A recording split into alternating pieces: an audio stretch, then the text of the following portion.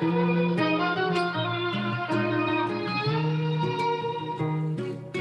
way too complicated. I'm way too proper faded. You put in work and girl, you finally made it. Let's get back right, no need for contemplating. Your ass so fat that it broke my concentration. Your ass so fat that it broke my concentration. You be chillin' most times, so I'm cool when you dominating. Come be my dominatrix. Come be my dominatrix. Tie me up like a lace. I don't want no safe word just in case. Cause ain't no just in case. So drop your weight on my face. All my friends know that you bad, but they don't know about times we had. You the pretty bitch in the section, and I'm glad. I want you for L, not just a fad. I've been eating, but there's so much on my plate. You gon' fast till there's nothing on your waist. Fuck your PO, I'ma take you out of state. Tell your whip, it should take you way too complicated. Hey. I'm way too proper. Yeah. Y'all know what this is, man. Welcome back to another episode of Raw Brilliance. I'm your boy, Master J. And if y'all don't know that voice that was just serenading y'all, man, like that right there is the one, the only, multi-talented Mr. AJ Bray. Yes, sir. What's going on with you, big dog? Chilling, bro. Just big chilling, working.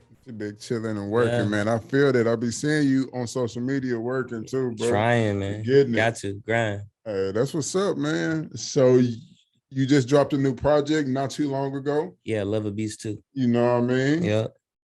And it's going around. Yeah. It's making waves. It's very R&B. Yeah. As y'all could tell off that intro right there. And so let's dive into the project just a little bit. But first, I want to know, how have you been since the last time you were on the show? How's everything been going? You know, the pandemic, Corona, everything popping. I've been good, bro. I've been chilling. I think everything's kind of like getting a little more back to normal now. So it's been good. I've been traveling a lot, just kind of like getting around, seeing the world a little bit more, and just taking advantage of this time. Right. Definitely, man. I definitely understand that. Any way you can take advantage of this time, you definitely need to, man. Exactly. It is a time to get that hustle on, man. Yep. Because everything changing, the world changing. If you haven't noticed, it's a shift happening right now, man. 100%. So stay on top of your shit, man. Yep. But I feel you. And this project, man, what was the motivation behind this? A breakup, like normal. It's pretty much what all my Love Abuse projects are about. I was definitely gonna get into like who hurt you, bro. Like, I'm definitely gonna get into that, man. So this whole project just came just based off of a breakup. Yeah, pretty much. It wasn't necessarily a breakup, because a breakup, that sounds very like cut and dry.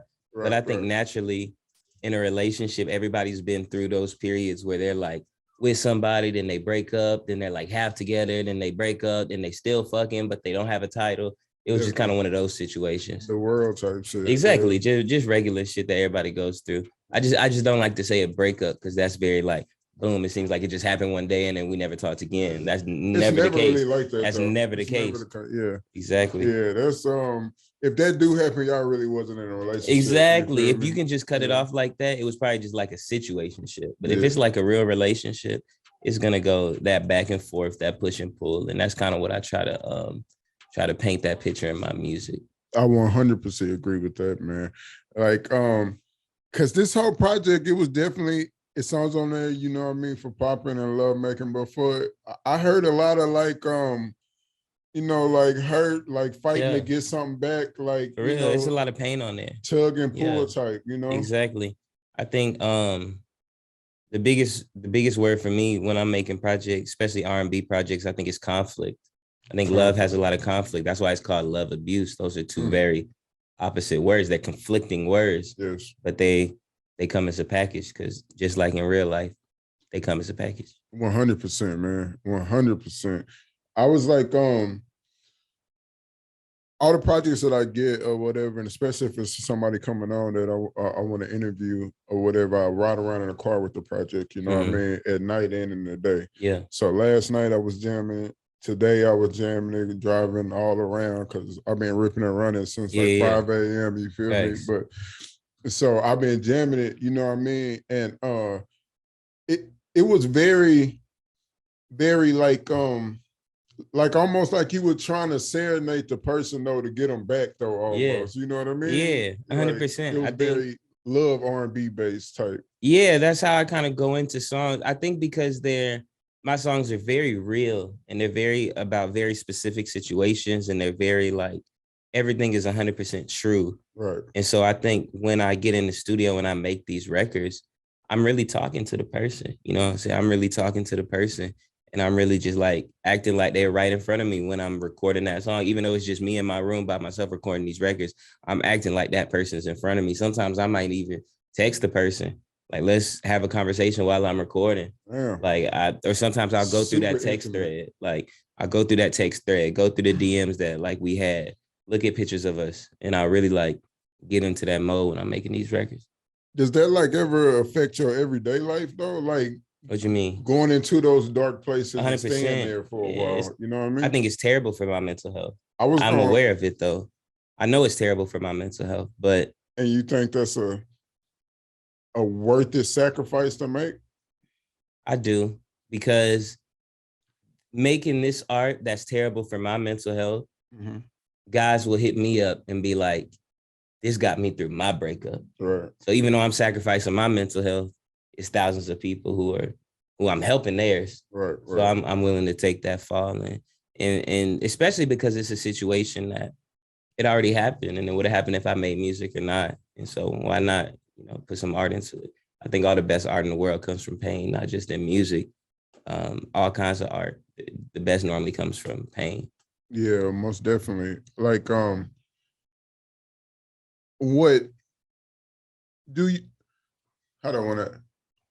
what do you do to decompress from this? Like after you done the project's complete, it's out there to the world, to the masses. Yeah. What do you do to decompress? I do a couple things. One, I'll make music that like is not R&B. I'll rap. Like a lot of like my next project I'm dropping in January is like all Detroit beats. So I think I'll make a lot of rap songs where I don't have to get as in my feelings. And then I play a lot of tennis, bro. So really? I go play tennis. Yeah, I do too. Yeah, that's my thing. That's like my sport. So whenever I just like don't want to think about nothing, go play tennis. How'd you get into tennis though? When I was my parents are military, so I grew up on a military post, and so like on a military post, the high school is very small. Like we had like 400 people in our whole school. And so you get to try a lot of things. And my grandma, actually, she really the reason my granny is the biggest tennis fan ever. Like since I was a baby, I used to just sit on the couch with her and watch tennis all day. Like she literally would watch tennis all day. She knows everything about it. She loves it. And then when I got to like 8th grade, I knew I was going to high school and I was like, I just start playing tennis. And so my people just like, my parents, they just got me some lessons. I had like a little coach and then I just stuck with it, like from 8th grade all the way the rest of my life. Like it was it. I fell in love with it right when I started and that was it. Yeah, like for me, it was, I started playing in 6th grade because I just wanted to get out of class because it was pretty much a club that they had. And thanks. I went out there and asked me if I wanted to play. I was like, yeah, for sure. Yeah. And then I found out you can get out of class too. So I stuck with it. And shit, from 6th grade on, I was super competitive in high school. Yeah, that's kind of how it was for me. It was like, you go out there and like, I just wanted to try it out. And it was like, I was never like, I never want to play like football and nothing like that. And I'm a very like individual type of person. Like even when I like make music, I make music by myself. And so I like tennis because it's just an individual sport. So if I lose, it's because of me. Right. It's not because my 11 teammates, you know what I'm saying? I played team sports before, but I always loved tennis for that reason. And so once I got into high school, I was like, yeah, this is my thing. And that was all I cared about in high school.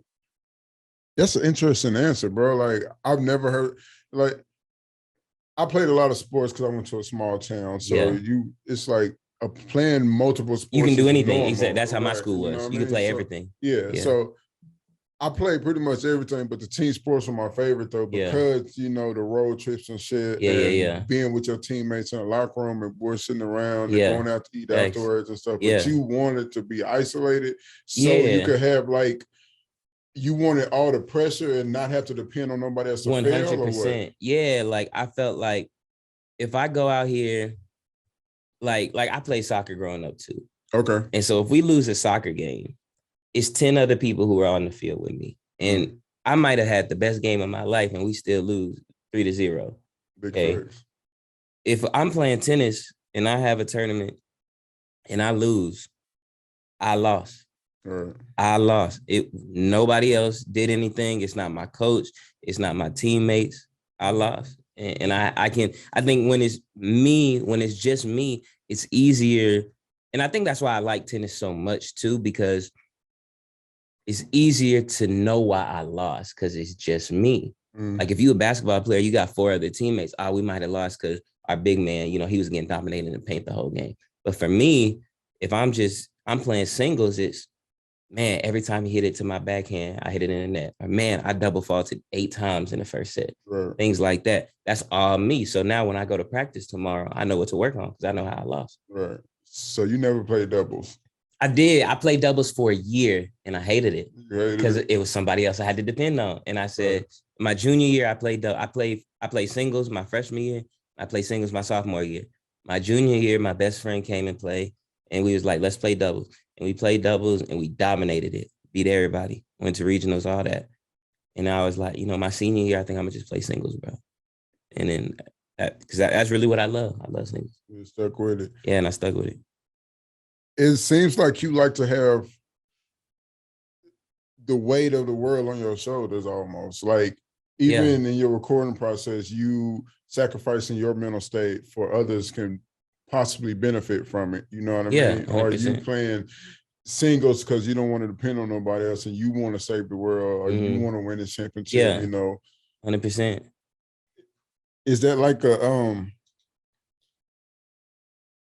how does that go into your relationships though, that cause these type of rifts and that may cause 100%. I don't know that, and it does, 100% it does. Trying to put everything on your shoulders could affect, the team and being in a relationship, because that is a team sport. It is a team sport. I think sometimes that does affect me, and that's something that like I have to work on as I get older. But I think for me, like a lot of it is you typically model how you act in a relationship based off your parents.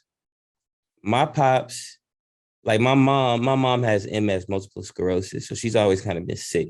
Okay. But she good, but she be sick. She can't just like work a regular job. Right. So all my life, she ain't never worked a job. My dad has always been the sole provider. And to me, that's like kind of all I ever knew. Is like, you the man, you're supposed to be the sole provider. Right. And so sometimes I think in relationships that does affect me sometimes because I just go into it like how my dad did. Like, hey, there's a mission. We got to accomplish it. We got to do this. We got to have this right. Boom.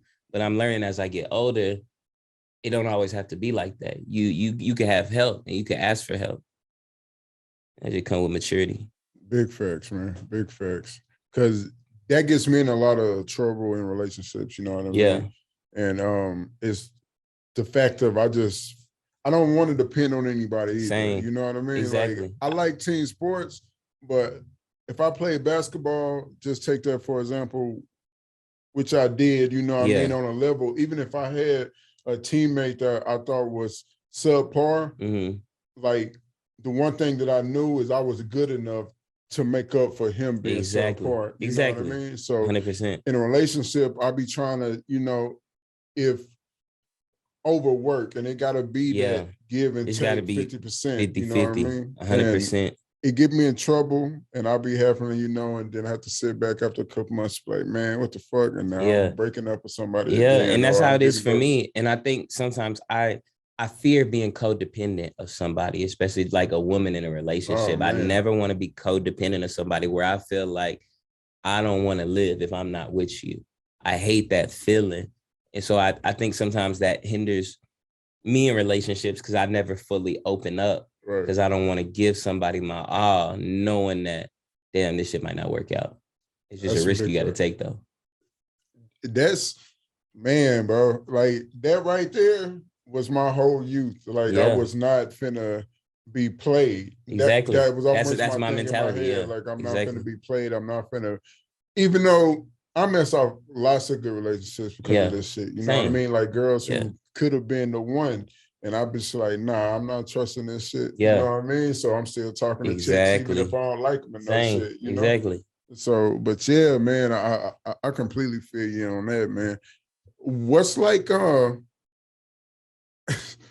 it being trying to navigate these waters for you now after the breakup or the Um, I think there's pros and cons, like of being single and being in a relationship. There's definitely pros and cons with myself for one. I think like a pro is I get to be a little more focused on things. Like if you're in a relationship, sometimes you can't just, especially if it's somebody you're living with or someone that has a child, different factors. right. It's hard to just be like, all right, I'm gonna lock myself in my room all day and go make some music. Mm-hmm. You can't really just like do that all the time. Right. When it's just me, I can do that whenever I want. But then a con is like, I think a lot of things that you end up having to do when you're single, you don't have to do in a relationship. So it's like, and when I am recording, I can't just have dinner ready. I gotta cook it. Somebody ain't gonna do it for me. Or I don't have anybody. Sometimes I like to get a woman's point of view on my songs or my records and things like that. And I can get a woman's point of view because there's plenty of women in the world that I know, but it's just like it's different when it's somebody who is connected to you in a certain way. Right. So I think it's pros and cons, but I try to not like I don't know. I don't think one is better than the other. Right. Like a lot of times people will ask me, well, do you prefer to be single or do you prefer to be in a relationship? And I prefer to be happy because you can be in a relationship and not be happy. And you can be single and not be happy. Like either way. And so I just want the one that's gonna bring the most positivity to my life. And if that's a woman, then I'm all for it. I'll, change what I got going on to cater to you. But if it's me being by myself, then I'm be by myself. For sure, man. There's a lot of people that get stuck in a relationship trying to decide, 100%. because it's hard to break up with somebody when they really ain't did nothing to you, but you're just not happy. You're just not happy. That is so hard, bro. Especially when you're like a very empathetic person who feels for people. And there's other thing, like there's factor. Like I said, housing is a factor. Imagine you live with somebody, you're not happy with them, and you like, I don't want to be with you no more. Where they gonna go? Where you Things gonna like, where go? are you gonna go? Know what I mean? Like, yeah. Come on, imagine if a kid is involved too. Where are you gonna go? That's why I be talking this stuff on this music, because that was my situation. That was really my situation, where it was somebody I was with who had a child and we were living together, and then we kind of like things happen. And so I think those situations kind of get me making these kinds of songs. For sure. Yeah. Do you have kids of your own? No, I don't have no kids. So would you get into another relationship with a woman with a child? I think I would, but I would go about things differently this time. I think one, I would make sure we started off on a more correct foot. Right. And two, I think even this is something with a child and even not with a child, even if she didn't have a child, I would wait to move in together. I think that's a mistake a lot of people make in relationships. I think they move in too fast. Right. And I think that's something that I would definitely like push the brakes on next time. You gotta know who you're living with. Man. You have to. And, you gotta know. And not even just that. I don't think you fully know somebody until you live with them. That's a big And fact. that's the thing, is like you can think you know somebody and y'all could be all happy, honeymoon phase, hunky-dory, everything good. And then when you with that person 24 hours, 7 days a week, it's a whole different ball game. Monster, you learn so much about somebody when you live with them. And so I think that's something you got to take your time on. So how do you know when to move in together if you really don't find out about a person until they all move in together? So it might be that a lot of people are trying to rush into it just to 100%. See who is this person. I think a lot of times it takes practice. I think if I was to give someone advice, I would say it takes practice. And what I mean by that, instead of just moving in together, hey, let's do a week where you stay with me. And then you go back home for, a few more weeks. And then you come stay with me we still together. We're going to see each other all the time, blah, blah, blah. But in terms of sleepovers, let's do this for a week. And then you go back home. We have some space for a week or two. And then we do it again. I ain't never seen that happen. If she come up for a week, she's staying. It's a wrap, and that's the problem. Like she's trying to stay. Like that, that's facts though. Because I think normally it's typically the women who initiate the moving in process. It's kind of like, in my cases, this is just my cases.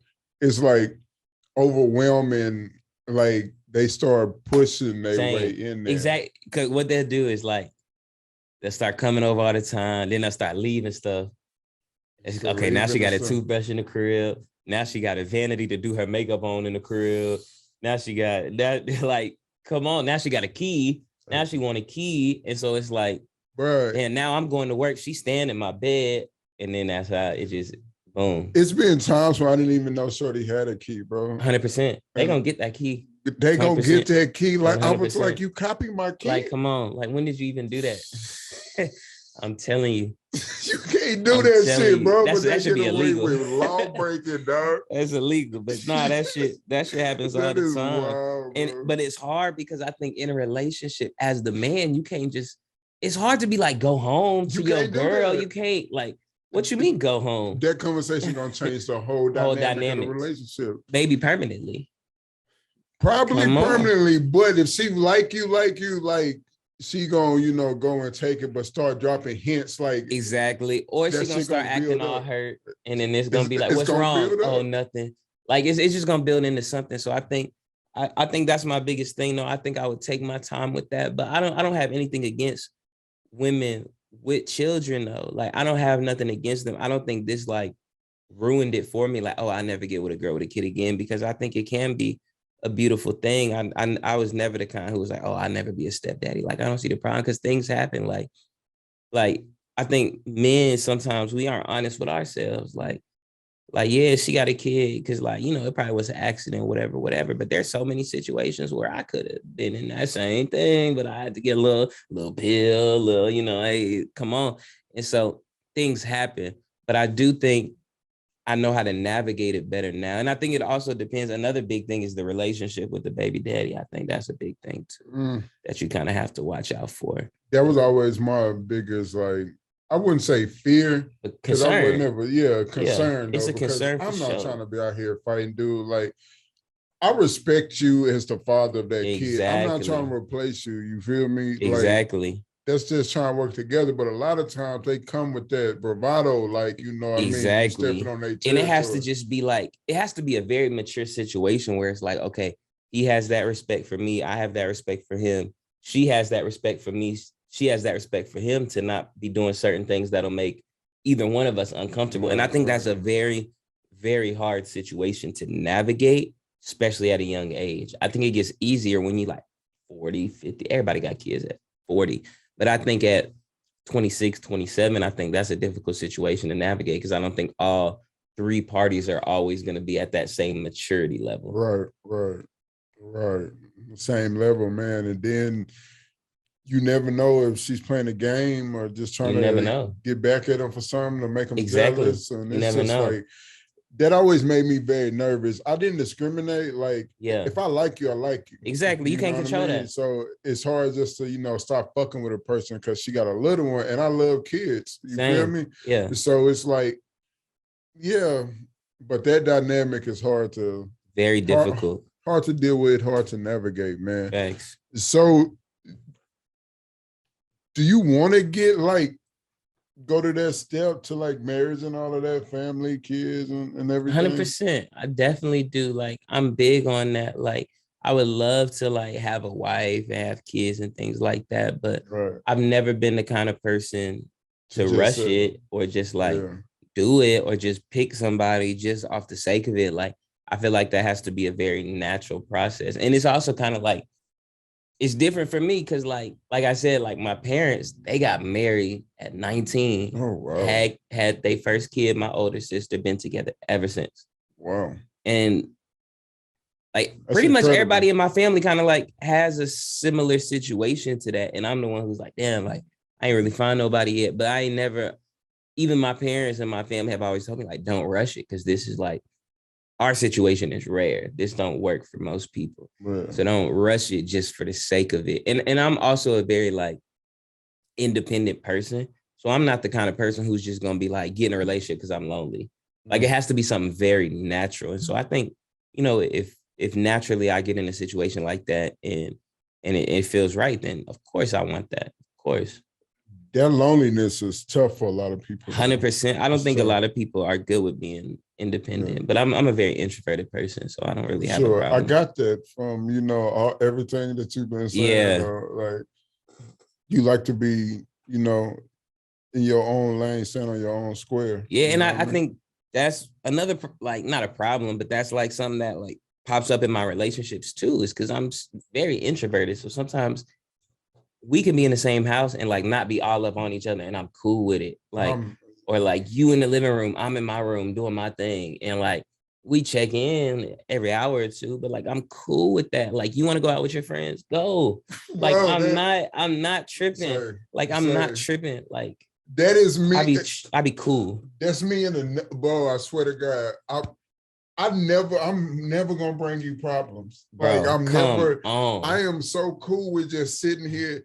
My favorite shit is just chilling, sitting there in bed, laying there on a lazy Saturday or something. I'm watching my shit on my iPad or something. You watching your show on the TV, and we just sitting there in kicking it. We don't gotta be talking, but we just in the same vicinity. But that makes me comfortable, just being in that vicinity. That's man. All I be needing. I don't like the whole chit chat and shit. Like, if it's something you want to talk to me about, discuss, debate, you know. You see a funny TikTok, show me. Like, it's cool. Definitely. But just like to stop me for my whole day because you just want to take all take all the attention. Like facts. Like, no, like we could just both chill. Let's just chill and be in each other's vibe and exactly. Shit like that, I'm very comfortable with that. That is, yeah, man. I feel that 100%, bro. So what's like next for you after this? Say you know got all your feelings out on this one. Mm-hmm. Are you still trying to stay in the R&B lane? Because I know you be rapping and spitting too. You know what I mean? I'm definitely like, I think I'll always make R&B music, but I think I'll always make rap music too. Like I'll always do both because like, I think the music I make, typically it just reflects what I'm going through in life at the time. So right now I'm just working on a rap project, like a Detroit tape, just like flexing, because that's really what I'm doing in my life right now. But then one day I'll probably get in another relationship, we go through a breakup, and then I'll be making R&B again, you know what I'm saying? Or sometimes like, it don't even have to be like, I don't have to like get in a relationship and go through a breakup to make an R&B song. It could just be like the littlest things will inspire me. It could be a girl who I like go out on one date with, and that'll inspire me to make like 3 R&B songs. Like just that night. And so it's just life. Whatever, you know, life comes in me, that's kind of the music I make. Yeah, for sure. I'm definitely digging it, man. Like I wasn't expecting it. I was expecting R&B, but I thought you was gonna do like a little both. But you know, like mostly it was just straight hit them with the, you know what I mean, the songstress type shit. Yeah, I did that on purpose because I feel like a lot of times people, when you start off as a rapper and then you say you're making R&B, people don't really take it serious. And they're like, he's not making R&B, he rapping with some melody. And so I really wanted to do something that was like pure R&B so people could be like, oh, he can actually do pure R&B and not have to rap. So this project was your very first pure R&B joint? Love Abuse 1 was similar, but I don't think I accomplished it as much on Love Abuse 1 because though that was my first attempt at making R&B ever. So on Love Abuse 1, the first song is called Last Conversation. That was the very first time I sang on a microphone, that song. That was the very first time. So have you always known you could sing? No. Or is it just something that I literally Love Abuse 1. So a year ago that came out. That came out last November. That was when I started singing. A year ago you found out you could sing? A year ago I found out I could sing. I had never tried to sing before. And then what happened was let's get into that. I had a homeboy who I went to high school with. His name's Isaiah Cozy. and we still cool. He plays like when I do shows, he'll play guitar. Like that's my dog. And he's always been, since we were kids, he's been very musical. I was never musical growing up. I was not in the band. I was not in the choir, nothing like that. I didn't even start rapping until I graduated high school. Right. And he was always just very musical. He taught my dad how to play the piano. Like that's how musical this nigga is. And we were just having a conversation one day, and I was like, man, like I love R&B. Like I love R&B more than rap. I've always been like that since even when I was growing up, I listened to R&B. Like I wish I could make R&B. And he said, why can't you? I said, I don't know how to sing, bro. He said, learn. And I was like, what you mean? He was like, learn. He said, your voice is a muscle, just like your biceps, just like your legs. You go to the gym and you stay consistent, you'll get stronger and you'll get better. It takes a while, but you'll get stronger and you get better. Learn. And I said, okay. And so I tried it. And I was like, well, how do I try it? And he was like, just sing all the time. When you're at the house, just sing, listen to music, sing along with it, see if you sound right, record yourself on your phone singing, listen back to it, sing in the shower, sing throughout the day, sing everything. I said, all right. And so I did that for probably about a few months. And then I rented a microphone from Rock and Roll Rentals right up the street in Austin. I brought it back to San Antonio and I said, Brent Fayez type beat, Party Next Door type beat. I just tried to sing. I didn't even write nothing. I just freestyled everything. And then I realized, oh, maybe I can sing a little bit. And a lot of it is just finding your voice and finding what notes you can hit, where your bag is, what kind of beats you sound good on, how much can you, strain, where to sing from your throat, for your stomach, like just figuring, it's just a lot of experimentation. It took hours and hours and hours and hours and hours, but eventually I kind of found my voice. That's dope, man. Yeah. That's dope. I didn't know you could practice and learn to sing. I just thought it was always people who were born with it or you weren't. Well, the way it was explained to me, which made so much sense when he told me, is that anyone can learn to sing as long as they're not tone deaf. So some people are tone deaf. Some people don't know if something's in key or not. But as long as you know what's in key, with enough practice, you can make your voice make that sound.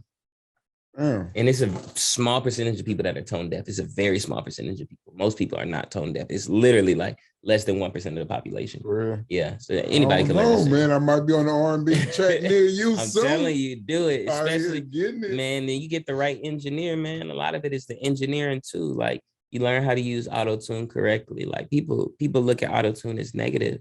There is not an artist that's popping that doesn't use auto-tune. Like I was just gonna say, I don't see how people still look at it as negative when everybody uses it. There's not one artist, even the biggest singing artist in the world, Adele, Drake, Bruno Mars, and everybody uses auto-tune, bro. Shit, everybody. That's wild, man. So, damn, man. I didn't know that. And that kind of blew my mind that you could just learn to sing. But I'm definitely going to try it because I've always wanted to be able to walk up to chicks in the mall and just start singing or something. Just sing, bro. Just sing all the time, bro. Sing all the time. And then a good way that I practice is that when you're using audio, do you know anything about like audio engineering? Yeah, audio engineering. Okay. So get a beat, like an R&B beat, find the key of the song. Say the key is like B minor. Right. Auto-tune doesn't work if you're not in key. So if the key of the beat is B minor and you sing in an F, auto-tune gonna sound terrible. Okay, you got to sing in the right key. And so make songs singing in the right key, and then play it in your earphones and then sing along with it. And you singing in that key, you singing in the right key. You made that. You made the answer sheet.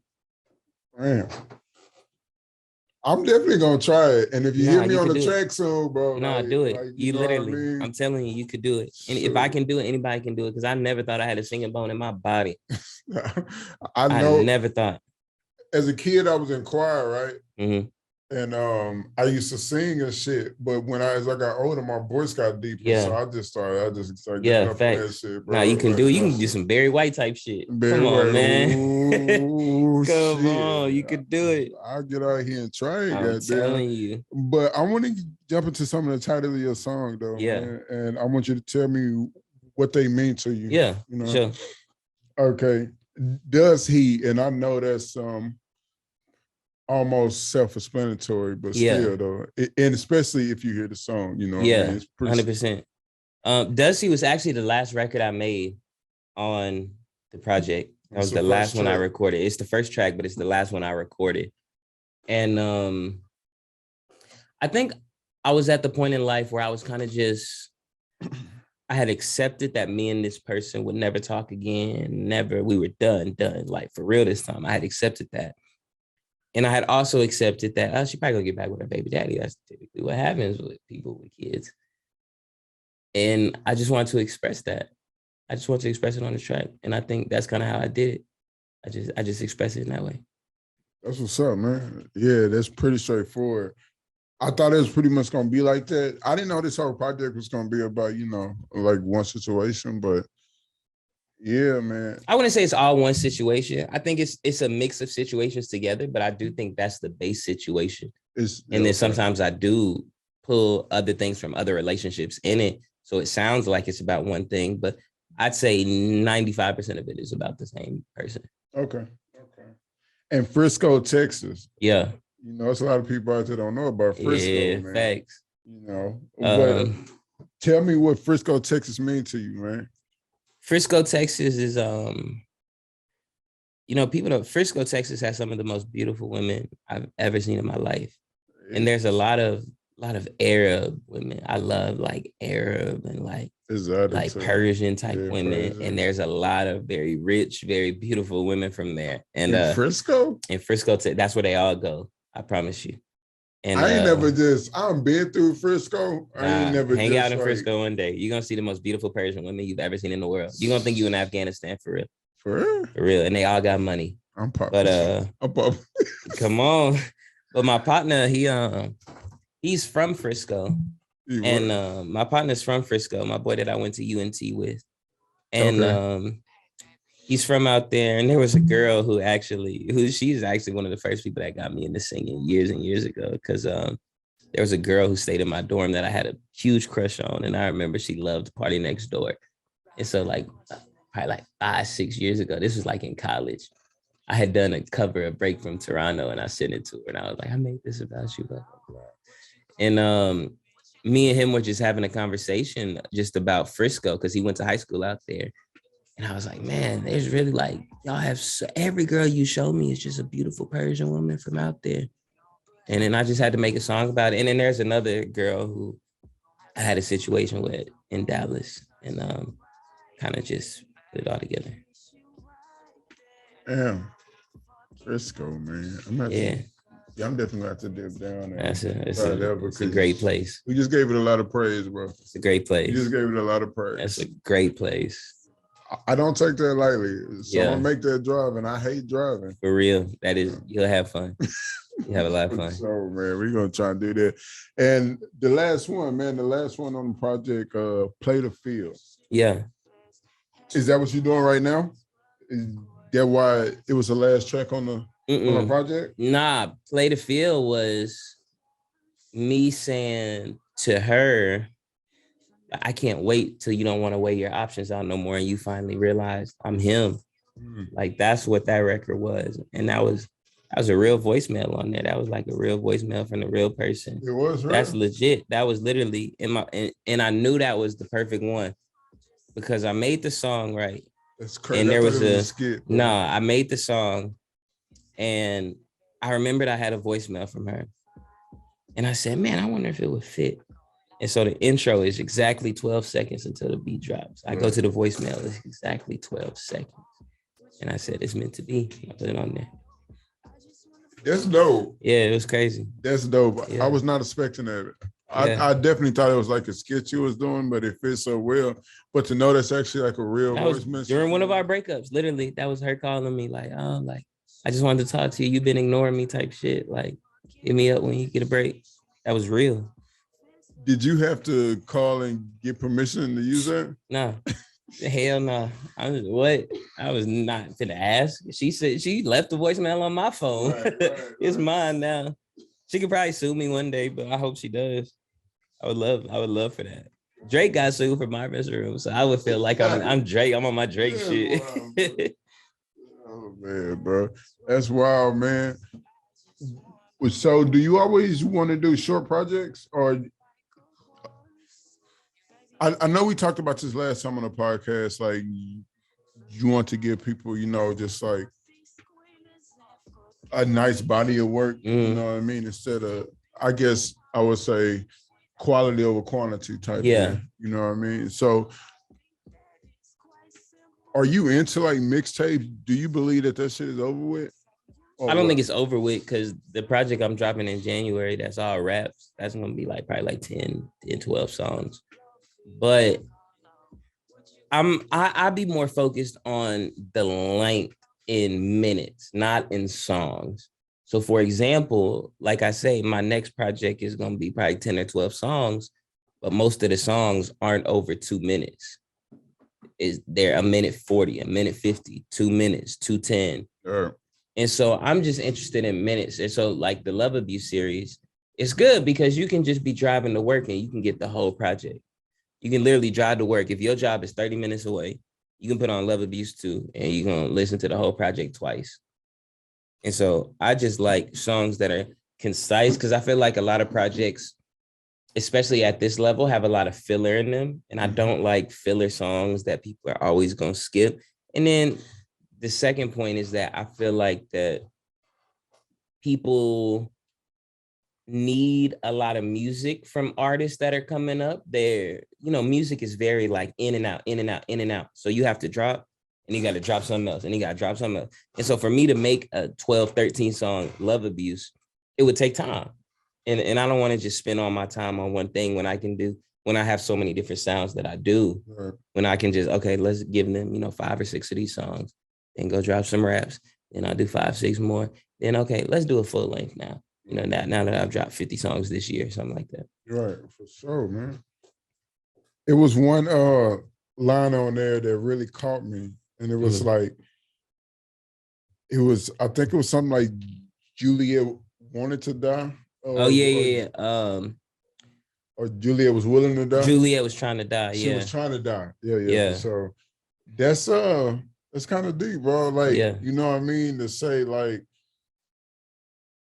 how far are you really willing to go for your love for me type shit? Yeah, you know 100%. And and that was real shit though. Like Juliet was willing to die. Yeah. Romeo was willing to die for her as well. Yeah, both of them. Yeah. You know what I mean? They both did die. Exactly. That's what I'm saying. You know what I mean? But it's like, I'm Romeo in this situation, so I am already willing to die for you. Are you gonna be Juliet? You know what I mean? And I think that's how it was. And I think I've been studying Shakespeare a lot lately. And so that was just on my mind. Yes. I've been studying a lot of his plays. I think it's art. I think art inspires art. Definitely. And I think plays are art. That's the original music. That's the original hip hop. That's the original music videos is like plays, Shakespearean plays. And Shakespeare was so great at making words mean something.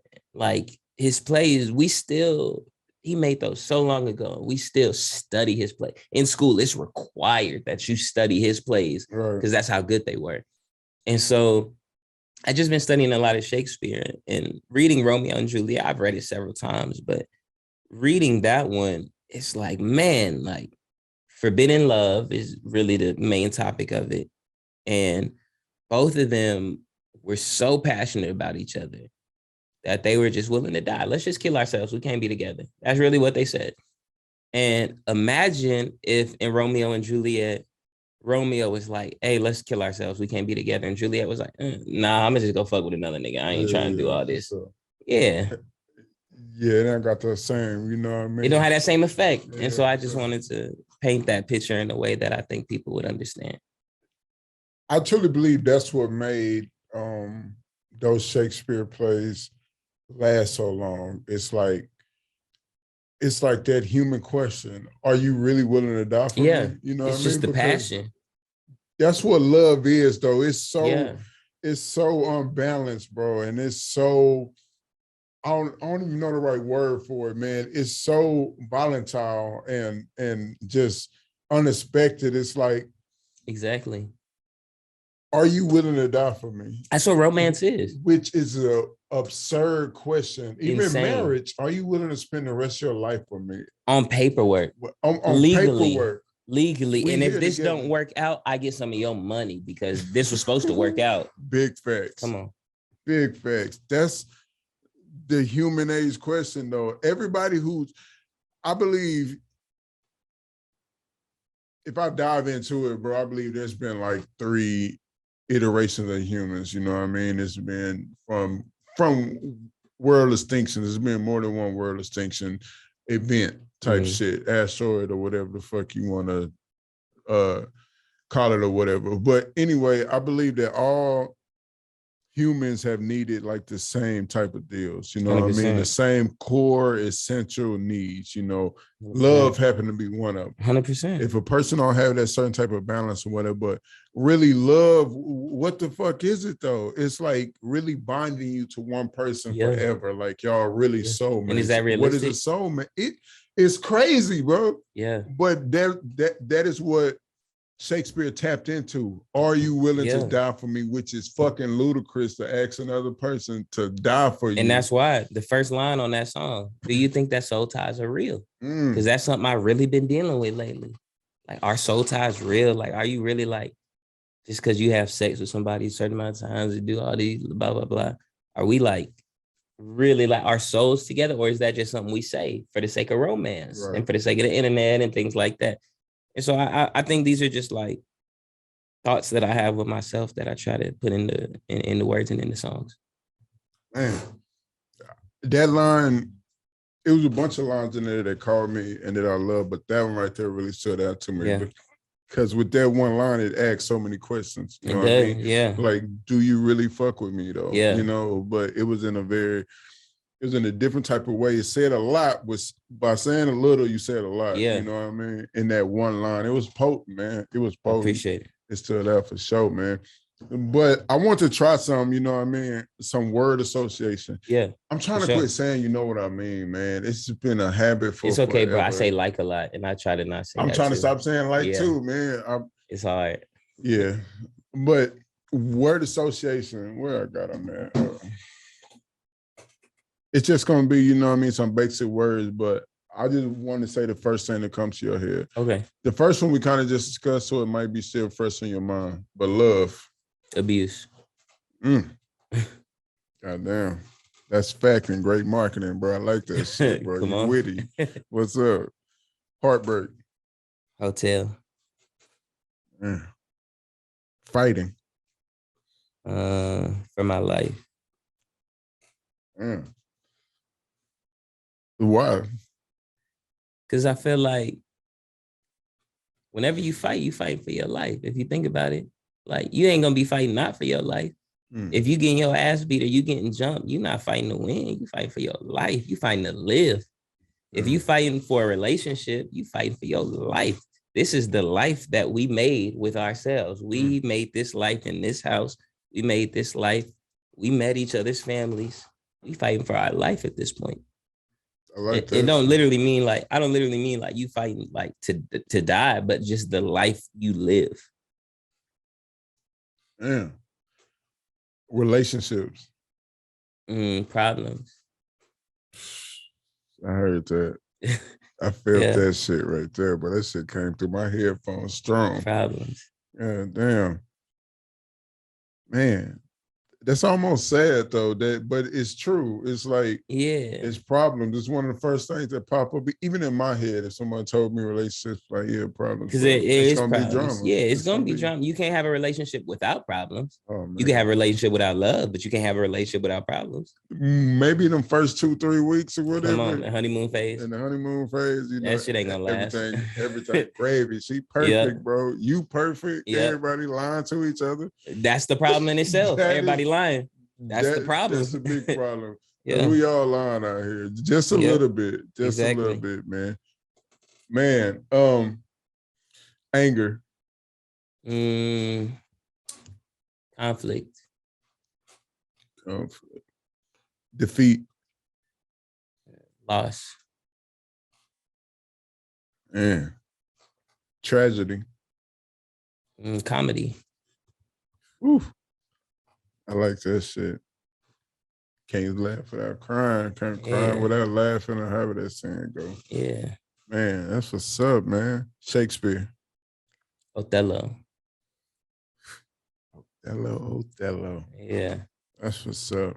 Man, word association. This is the first iteration on here, but I thought we'd break this out on here, man. Yeah, that's your fine. tracks or whatever, but you quick with it off the top. Yeah, I feel like it's like my music making process. I typically I didn't write any song on love abuse too. Just went in there. You ain't write no song? I didn't write not one song, I promise. I swear to God. You sung and freestyle at the same time? I swear to God. I didn't write not one song. I punched in. Respect. I said a line, punched in, thought about it for a second, said another line, just kept going. Goat shit. Yeah. I fuck with that, man. I fuck with that. Y'all definitely see the talent. And if y'all go check this project out, I know y'all gonna hear the talent, man. I'm trying to see in the near future, what's next for AJ Bray? First, I'm gonna drop some music videos. I'll probably drop one this week for the project. I think I'm gonna drop the I Don't Think You're Ready video first. I already got that in my phone. And then the whole video on your phone? Mm-hmm. You shot like all the videos or something already? No, I didn't shoot all of them. We just shot that one. And then we're working on the next one we're gonna shoot. Just getting all that figured out. And then I've been recording a lot. I'm gonna drop a tape in January, just rapping. Right. I know I have a lot of fans. And sometimes like that's another thing I have to realize, like I can't be selfish. Like just because I like R&B, I can't just drop R&B because I've garnered so many fans over the years because I've been rapping for years. And I just started doing R&B like a year ago. And so most of my fans are still from the rap days. And so I feel like occasionally I do have to drop those rap records for those guys who have been, following me for years, just waiting for that. That right there was a little subtle flex you just did right there, though. What? You know what I mean? Like, I've been doing this shit for years, nigga. I just started singing last year, and I'm killing you niggas. Killing you niggas. No cap, though. Getting bodied by a singing nigga. Getting bodied by a singing nigga out here, bro. But no, I just have a lot of fans. And I have a lot of fans who will ask me, they'll DM me, like, bro, like, man, I'm glad you're doing R&B, but like I have to realize everybody's not a fan of R&B, not just like mine, but some people just don't listen to R&B, especially in different parts of the world. A lot of my fans are from different parts of the world, so they don't really care about R&B as much in certain places. And they're always like, man, we gonna drop some raps. When you gonna drop some motivation for the niggas? Like, we gonna drop some like flexing shit. We gonna do some shit for the hood, for the drug dealers. And so I'm gonna do some shit for them for sure. How do you tap into that side though, not coming from that world per se? Because I think even though I wouldn't say I necessarily have came from that world, but I have made a lot of decisions that don't reflect the world I came from, just being stupid, and done a lot of things and hung out with sometimes the wrong people. And it's not something I do now, but I think I have had enough of that experience that I can tap into that bag because I've done enough and seen enough that I have stories for days. And so I know exactly how you feel. Yeah. I didn't come from that world either, but I got cousins and uncles. And exactly. And so when you're around things, you got homeboys and like, okay, 4 of your homeboys selling drugs in the house and you the fifth one who not, you gonna see some things. Even if you're not the one selling drugs, and then maybe, a month or two down the line, let me get an ounce. Let me see if I can just get it off real quick. I want some shoes anyway. And then boom, that's kind of. I ain't know my mom's was like out there like hustling and shit until I got out of high school. She was hiding from me. And, bro, she was hiding a lot of shit from me, bro. I didn't know she smoked or nothing. Yeah, that's what I'm saying. Man, exactly. And that's like the thing about being Black. Like, even if you're not from that, your parents probably are. Like, niggas ain't coming from rich families. So it's like my daddy from you don't the trenches. know where that money coming from. Yeah, that's what I'm saying. So it's like you don't come across that. But it was crazy, bro. My mom and dad, like I was talking about this shit with my stepbrother or whatever. How my mom and dad, like two completely different people. Yeah. Like, my stepbrother, he grew up in the house with my dad. My dad, like a preacher and shit. Yeah. Had like just a 9-to-5 job and shit. Straight and narrow. Came home with a check. You know what I mean? Yeah. Nice house and shit. They good. Yeah. I live with my mom though. You know what I mean? Yeah. It's just, I go to mom's house. Listen, we hood ratchet to the motherfucker. Exactly. You feel me?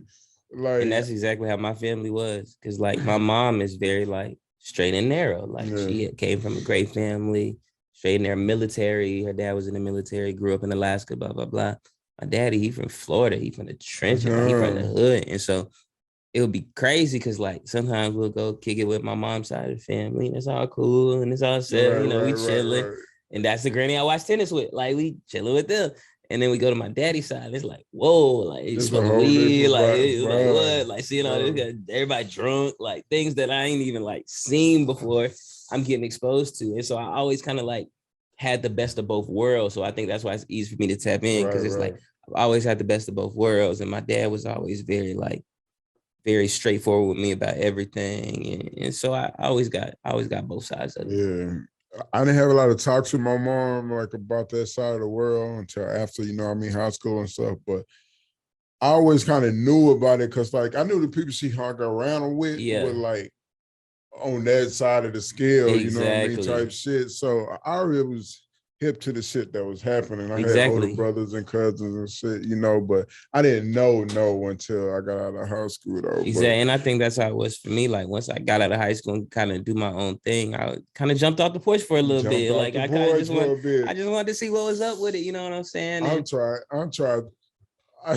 to sell crack, bro. I was horrible. Bro, that's what I'm saying. Like I was bad at that shit. Like I was bad. I remember one time I saw this nigga some Zans or something, and he was blowing my phone like, bro, these ain't working. These shit's fake. I'm like, bro, my bad, bro. Like you want some new ones? Like I wasn't cut for it. I was giving crackheads like dimes, expecting to bring the money back and shit. Like I'm just nice. You fronting niggas and shit. Like, oh, he'll bring it back, bro. Niggas like 50s and 40s. Come on. It was like, Jeremy, come back to school, nigga. You out here, bro. It's not for you, bro. I went back to school. Exactly, and I was like, I don't think this is for me, bro. God damn, I was horrible at that shit. It was a blessing though, because I tried to be Meech so bad. That's what I'm saying, but I wanted to be big Meech, bro. Man. But it was just, it's a blessing for me now though, because I think it helps me with my music a lot. Because I can still tap into that Meech bag when I need to, because I've seen enough, I've done enough.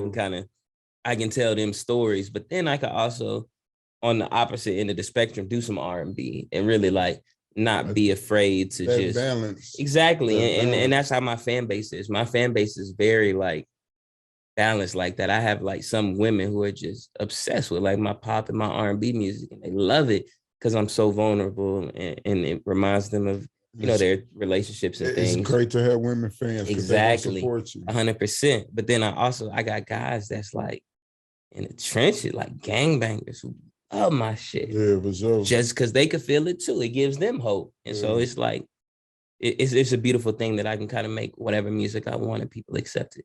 Definitely want to be versatile and have that, like, and going through experiences help you make better music. 100%. I have to live. I have to live. I think that's the negative part about me being an introvert, is that I don't like to go out. I don't like to really talk to people for no reason. And so sometimes I have to force myself.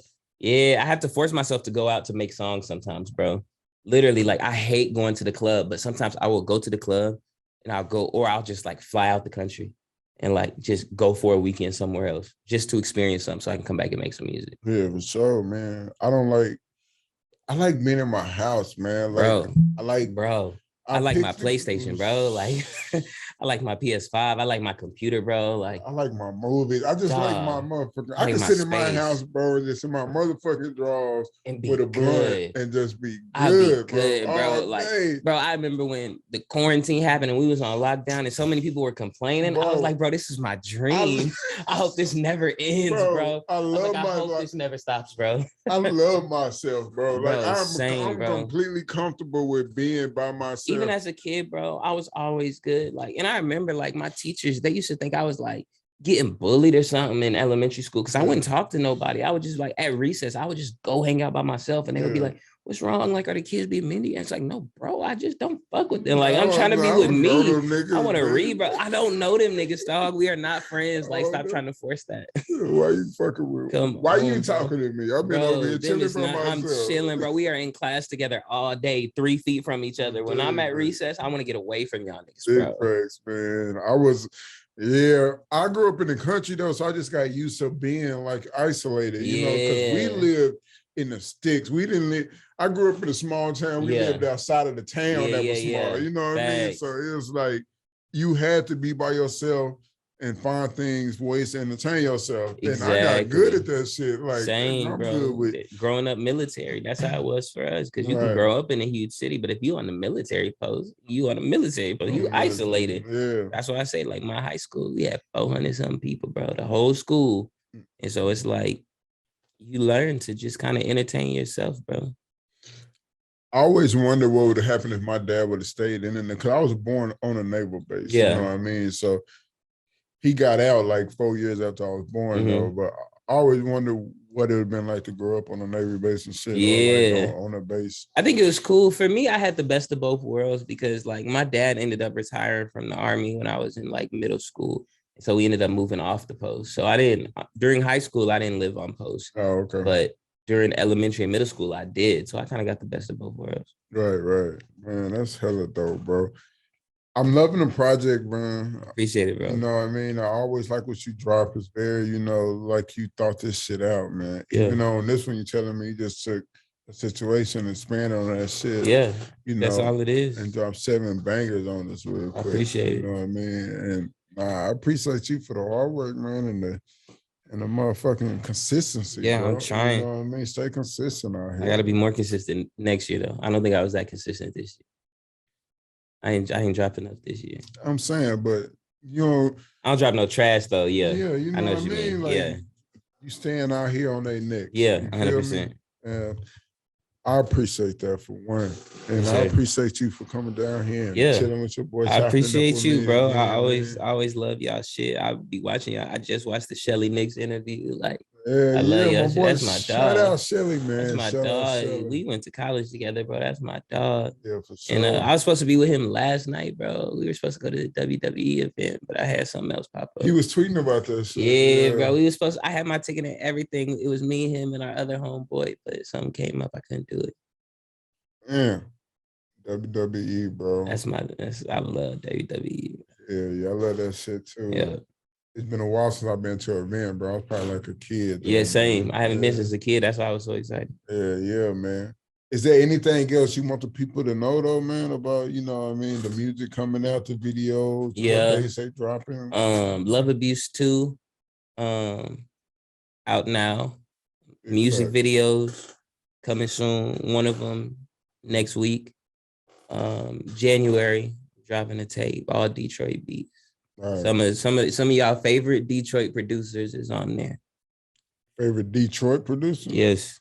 Some of y'all favorite ones is on there. I'm intrigued. Yeah, I'm telling you. Want to name a couple? Come on. Ruel's on there. Who else we got on there? We got Sav on there. We got a few. We got some heavy hitters on there. It's definitely great production. I didn't go in it to see who actually producing everything or whatever, but yeah, the beats were fire though. Yeah. The beats were fire, very R&B, very like that early 2000, late 90s type R&B type. That's what I was going for. Yeah, man. I mean, that's really my big inspiration. It's like Jodeci, Genuine, Tyrese. That's exactly that type of feel. Like Jodeci. Diary of a Mad Band is like my favorite album ever. For real? Yeah, like Jodeci. That's dope, bro. Yeah, man. I appreciate you joining me. Yes, sir. Shit, we've been going on for a little bit over an hour or whatever. Well, yeah, a little over an hour. I started that recording a little late. Yes, sir. But we got this one. But y'all, Mr. AJ Bray, we appreciate you for joining us, bro. Appreciate it, brother. We got to get that applause, man, because the project is fire, man. He's been out here doing this thing. He been putting in work, man. So we appreciate you again for coming. Appreciate you, man. Already. This is Raw Brilliance. I'm your boy, Master J. Social medias, though. Shout that out real quick, bro. AJ Bray on everything. THEAJ Bray. And it's going to be on the bottom of the screen, too. Like, y'all definitely going to see that as well. We got new things coming, man. Check out the website. We got the web show coming, man. And this is going to be, I think y'all really going to like this shit, man. We put in a lot of work into this. Spent a little bit of bread, so it'd be good if y'all go watch this shit. You know what I mean? But I appreciate all the love and support that y'all give Raw Brilliance and everything. Y'all going to see that boy King got you back here soon, man. But yeah, until next time, man. AJ Bray, Master J, we out this thing. Peace.